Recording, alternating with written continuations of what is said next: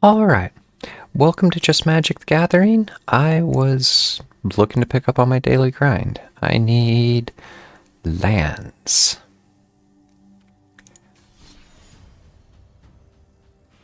A quick draft of Through the Omen Paths.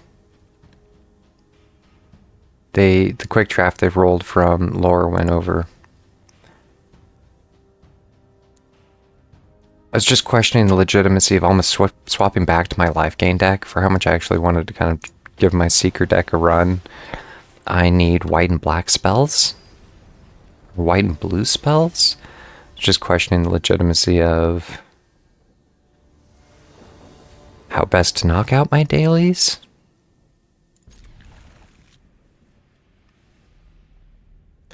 So let's see how it goes. Looks like he might be playing goblins. Just going to be a good matchup for my Authority of Councils. Oh. Momo.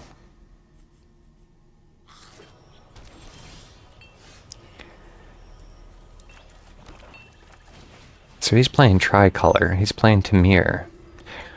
Blue, green, black.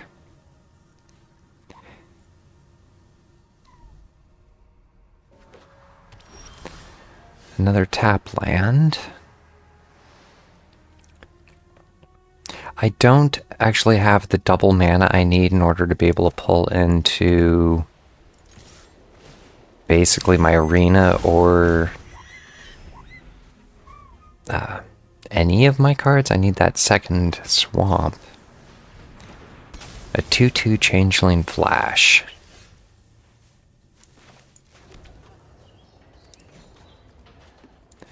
At a certain point, I don't have really anything else to do other than just kind of keep pushing.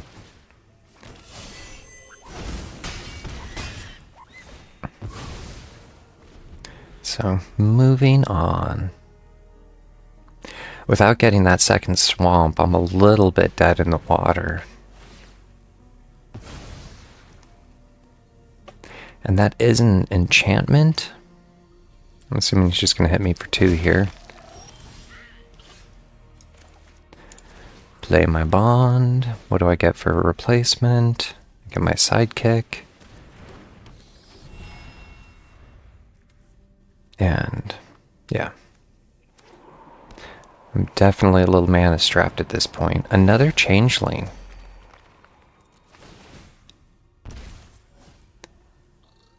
You may search your library for a basic land card and reveal it, put it into your hand. So it's a mana ramp.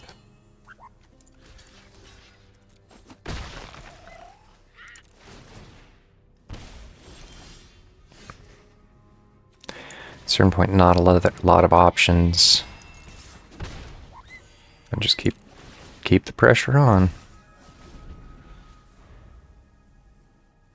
See what he has for control. Both my 2 lifelinks and the bond on the board. It's a sliver. Conjure a random card from the Sliver's spellbook into the top 10 cards of your library. At a certain point, I was looking at maybe making a Sliver deck. Slivers share properties that, like, Sliver cards in your hand have a Warp 3 cost. Sliver creatures you control, when this creature enters... So any other slivers that he plays are going to start warping in.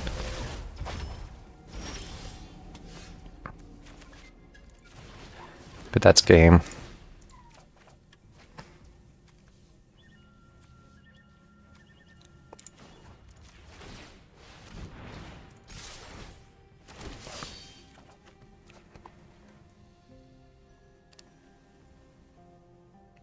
Because this 3 damage will turn into 6/9. I mean, there's nothing he can do about it.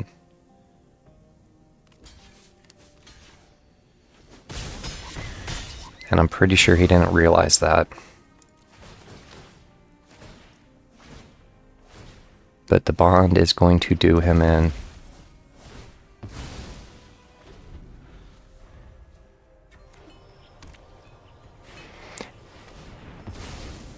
I maybe missed something there?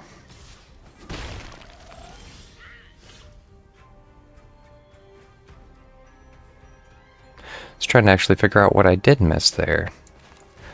I can do both. Or I can't because I don't have the second black.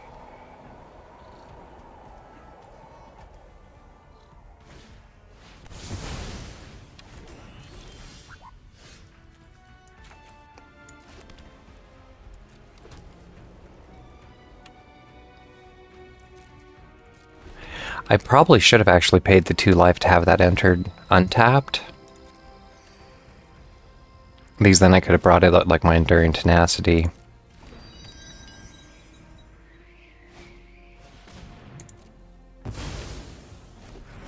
How did he get them both? The Maelstrom. Nice.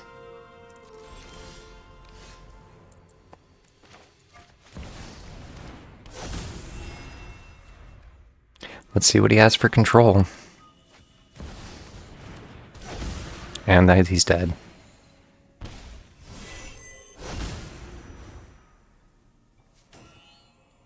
They're not because he got the 1 life somehow. But that's it.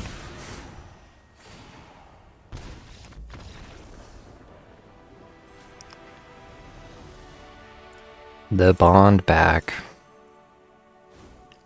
But I do, at a certain point, need to keep a clip on the games. I need... It's only 5 more white or blue spells.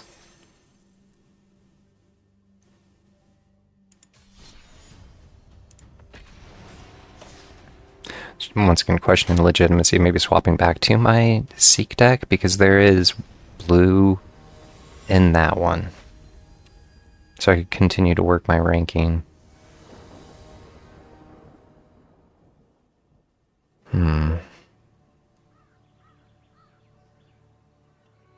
In a way, I'm glad to see I'm starting second with the C note. I only have 2 C notes in this entire deck, and they're both in my starting hand. But that'll basically get me everything I need to play my hand. Milo Snack, the Ambitious.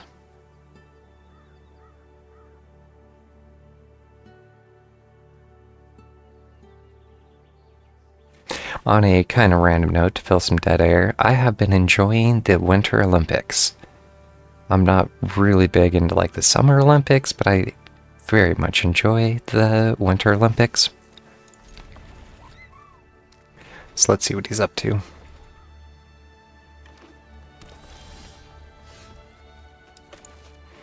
White, black. And the Godless Shrine will work both ways. I just have to pay life. Probably my Soothsayer. Let's see what he's running for control. I'm assuming he's actually running red-green.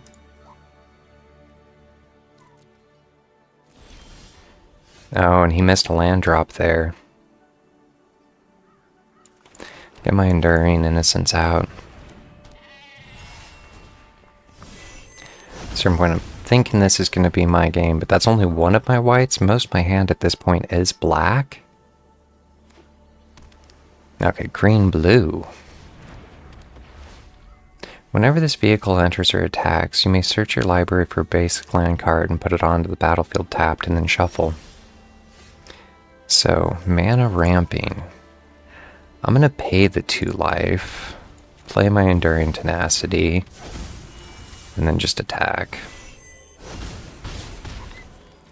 Because this is going to go on the south quick for him.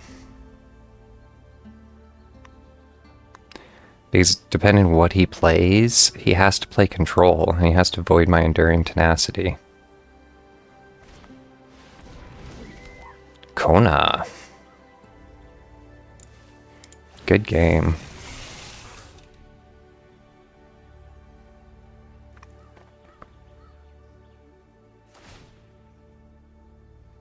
He can play it from his hand for free.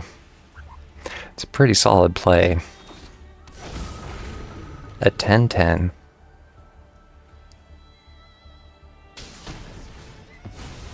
Once again, it's not voided.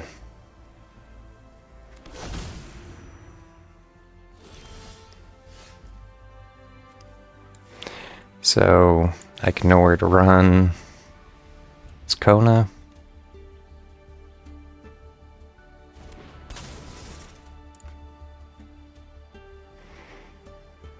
And then Strategic Betrayal has Unil, and it's over.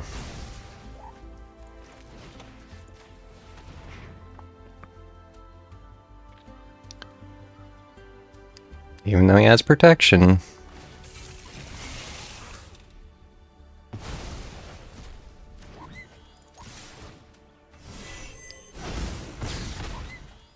Not enough to do it back, though.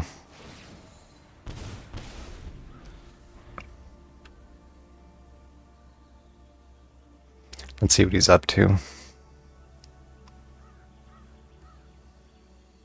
I mean, I still have a Strategic Betrayal, so he can't, I guess, pull the same trick twice. Pretty sure he's just going to concede here.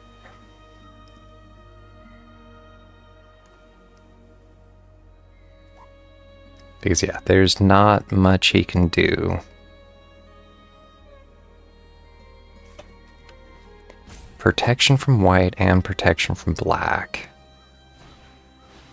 Another Kona.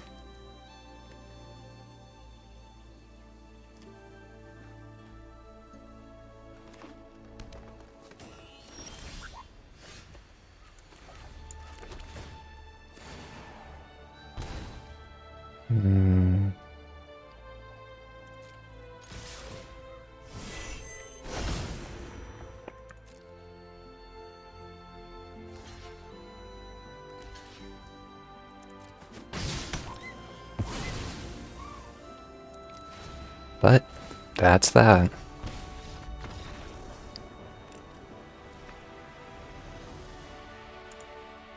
And I am back into Platinum.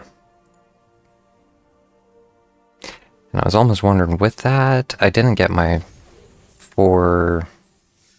I only got one of mine. I think I'm going to switch back to my Seek deck and see if I can just get a quick win. Or a quick... some blue cards out. I was wondering how much of this deck is actually blue. But between my shrines and... like, yeah, my Oasis, I have 2 Fells.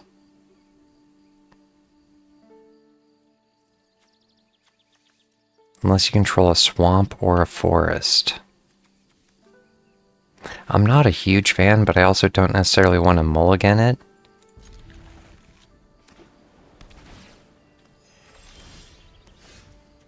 And there's my swamp, so... at this point I can just play my swamp.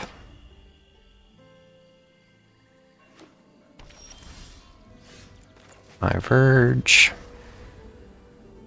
Next round I can do my Oasis and then my Lurker in the Deep. So I kind of like how this is playing. Nice. Good game. At a certain point here...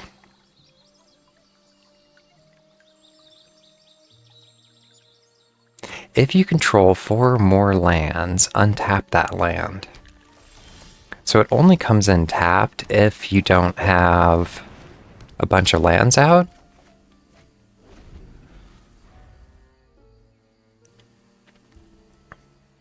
So, let's see how this goes. Immutable Explorer. Create a Mutavault token.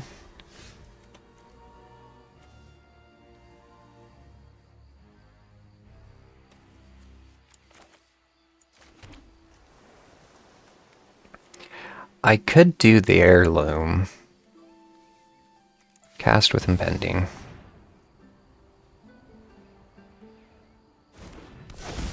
He is playing blue, so he could look to potentially be countering that.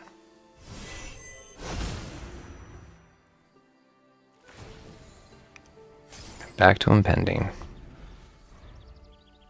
I have a fair amount of control. And he has 4 more lands because that is a token land. So for 3, it comes in with an extra land. I kind of like the looks of that. And is he actually playing 5 colors?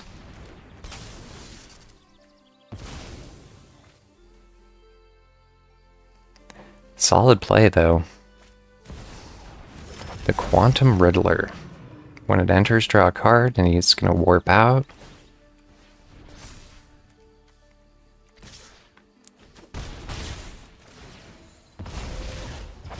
So, I'm a little curious here.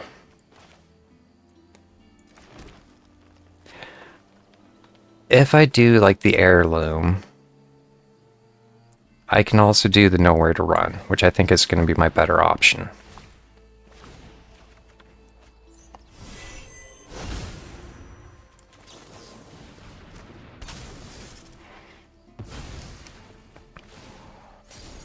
And it is just about up for impending. I was trying to question the best option here. He gets to draw a card, but I have enough control. I'm not really worried about that.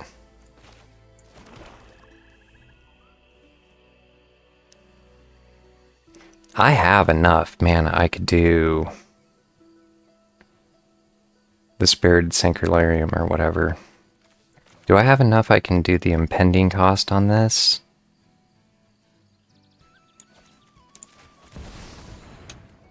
And the Vel. Because that's basically game.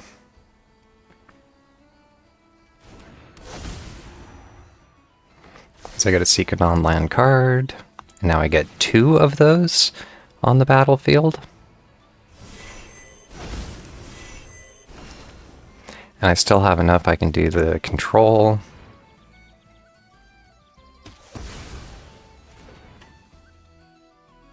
And for not having really any creatures in this deck, I'm pretty happy with how it is, in fact, playing. Because I now have 7/7 on the board. The important part that I was actually getting at is the Circadian Struggle. Next round I can do the Circadian Struggle. Oh. Good call.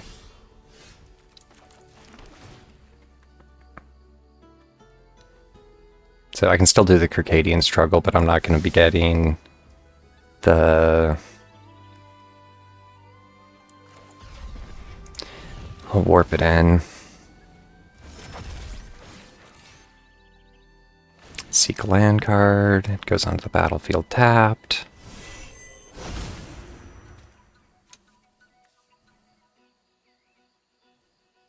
It's just questioning the legitimacy of doing another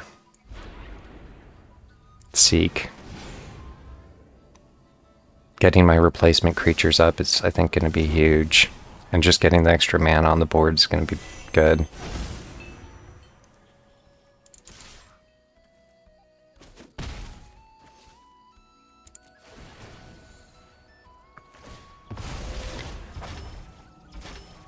So I get, yeah, another lurker card out of the deal.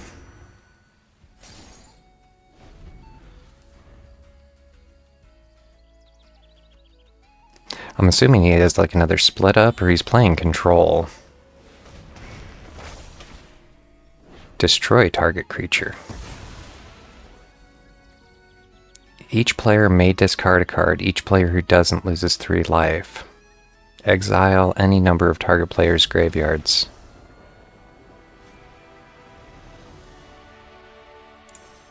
So,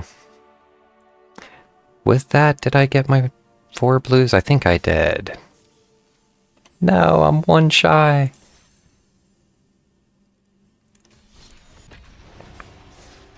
So, 1 more take. In fact, I was questioning doing the, like a quick bot match, or I don't necessarily want to throw a match.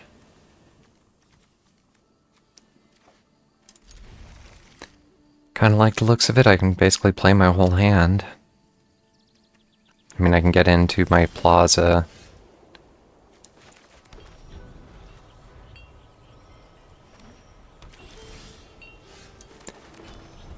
So, just try to keep a clip on this.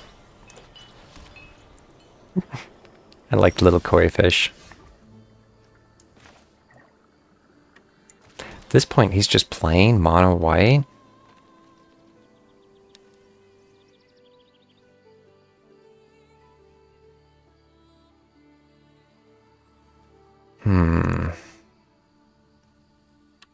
I could seek the land card, but at a certain point I have enough land in my hand.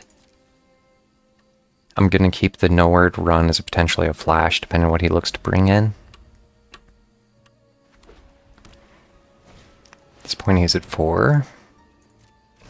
And that's a little outside of my reach.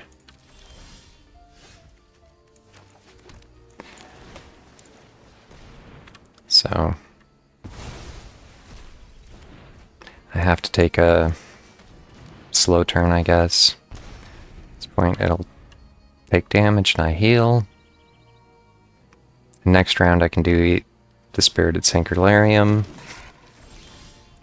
Nice. What a pain in my rear.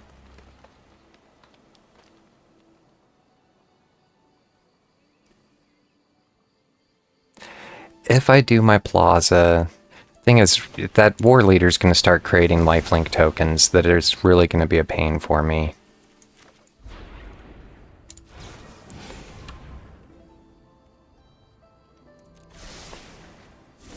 And I'm glad to see my lurker in the deep. A Seraph Angel.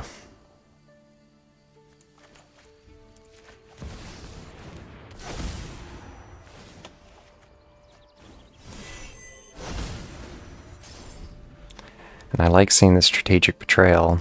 In fact, I need a little bit more control, or he's playing things that are outside of my 3/3.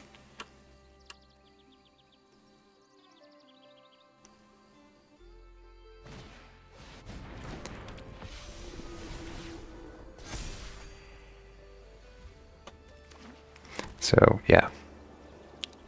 Put 2 +1/+1 counters on it. I can't even defend, he's a flyer. At a certain point, I can know where to run.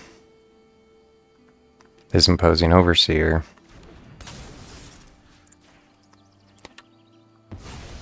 And then Strategic Betrayal has Seraph Angel.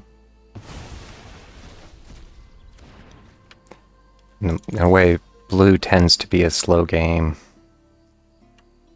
Assuming he's going to kill it.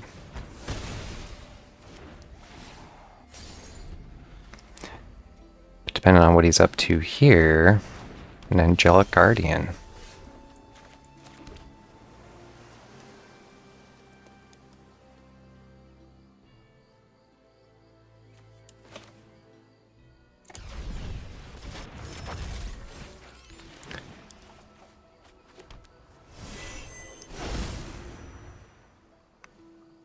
And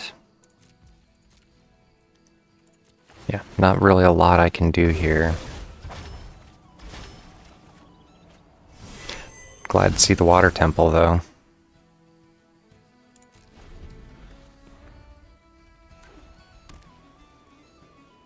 I'm assuming he is playing fairly solid controller. I mean, he's pure white, so he will have things like Destroy All Creatures, potentially. Angelic Destiny. Enchanted creature gets +4/+4 and has flying and first strike. When enchanted creature dies, return the enchantment back to your hand.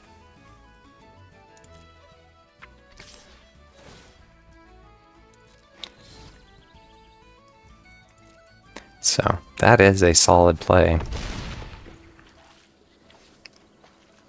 And depending on what he can do here, I might be in trouble. Exile your creature. In fact, you can't protect it even if he saved protect cost.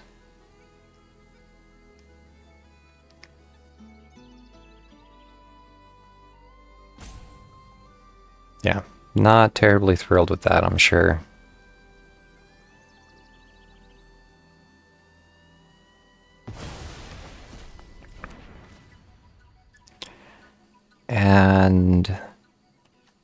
Should I go for draw?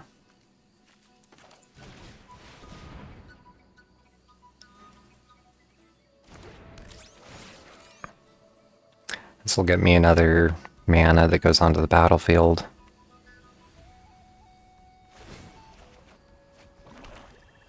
And another face down card to manifest. I actually am kind of liking how this deck's playing.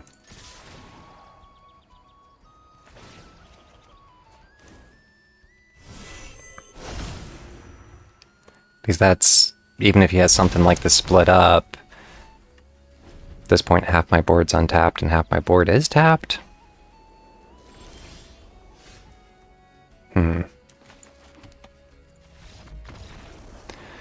So,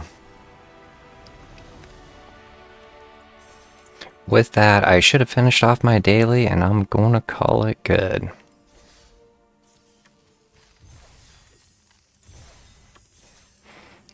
But yeah, that actually went fairly well. 4 games and 4 wins, I think, so. But with that, I look forward to doing some Magic in the future.